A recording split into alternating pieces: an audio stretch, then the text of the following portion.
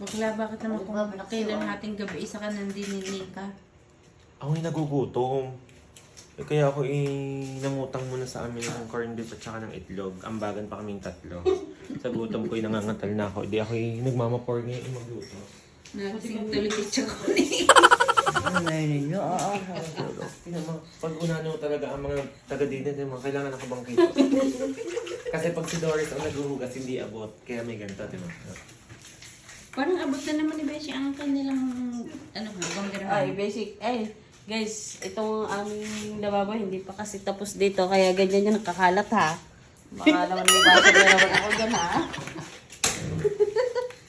Yan guys, magluluto kami Pero ngayon. talaga, pag inabot ng gutom, sila,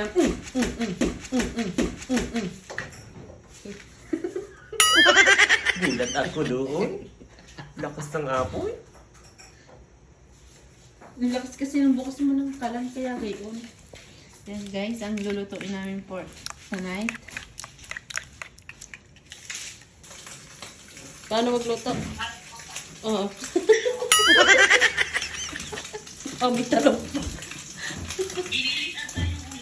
Giniling po. Giniling na corned beef. Yan sa ulam namin. Giniling na corned beef. Guys, dahil ngayon mag-aalauna na, nagutom kami, nag-ambagan kami, bumili kami na rin. Kasi kami, ngayon magagabihan. Utang pa ang ambagan. Utang pa yan.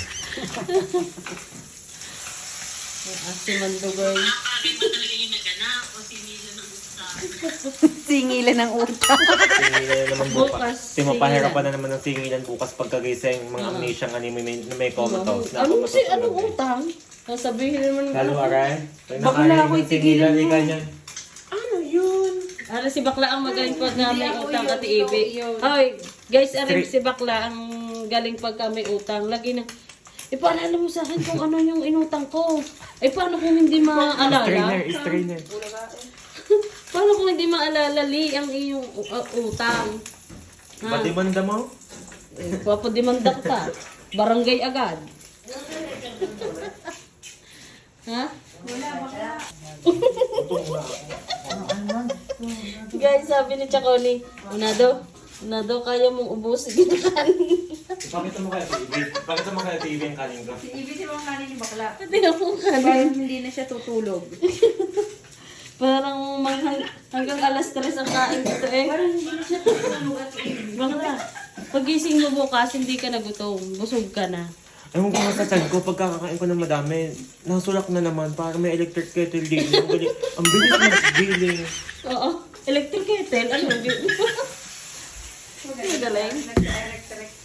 Nagising tuloy si Chaconi. Ano ba yan? Nagising tuloy si Chaconi, Ako, guys. ang sarap ng tulog ko eh.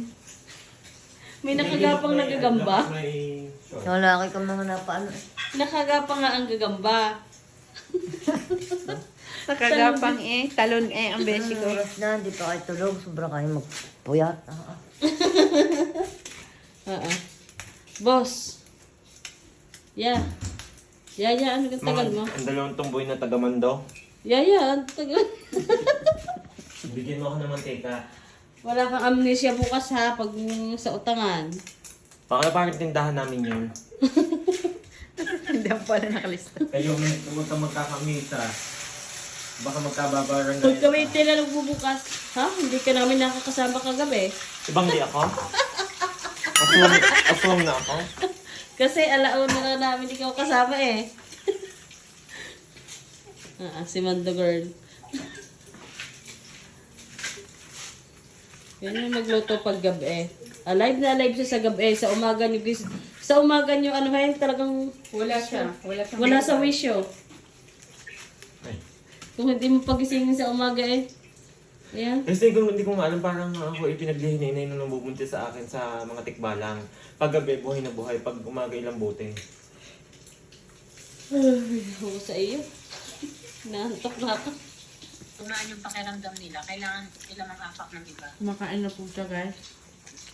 Talagang gutom na gutom siya. Ito lang na. Marami ni Beshi. Muntik yung Hindi nagkakala yung kanin niya. Muntik na. Pwede ba? Hindi na. Mas madami ang sayo, be. Huwag ka nang sumimangot dyan. Pwede lang tumarang ang mata ko kanina eh. Nuod pa mo. Nuod pa. ano. Ayaw unahin ang pagkain eh. Kaya nga. Pati kami dinamay sa puyat.